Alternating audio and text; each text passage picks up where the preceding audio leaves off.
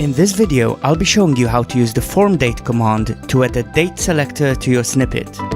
Let's use this Office memo template as an example.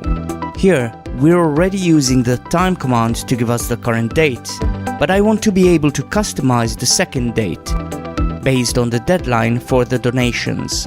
I can do this by adding a date field in my snippet.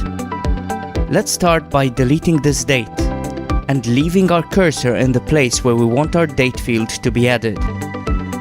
The date field can be found in the Forms and Dynamic Content menu. In the Format window, I can specify how the date will be formatted when the snippet is inserted.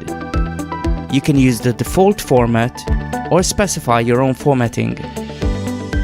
In the window below, there are some common formatting options as well as other variants that you can mix and match. Hovering over each option gives you a preview of how it will be inserted. Let's add the weekday in full, the full month, the day of the month, and the year. Note that the formatting you choose must always include day, month, and year. There is also an optional name setting. Finally, let's choose the date range for our date field.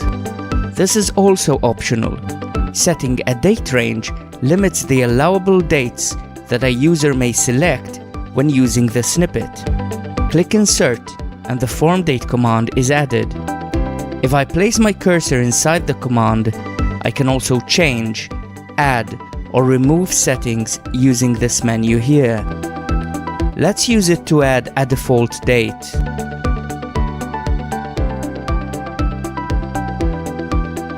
Now let's see it at work. You'll see that the pop-up calendar only shows the date range that I specified. Also, note that the formatting in the date selector is automatically set by my computer's localization settings. But when I click Insert, the date is inserted according to the formatting I specified. You can learn more about the FormDate command and see more examples of how it works in the documentation page.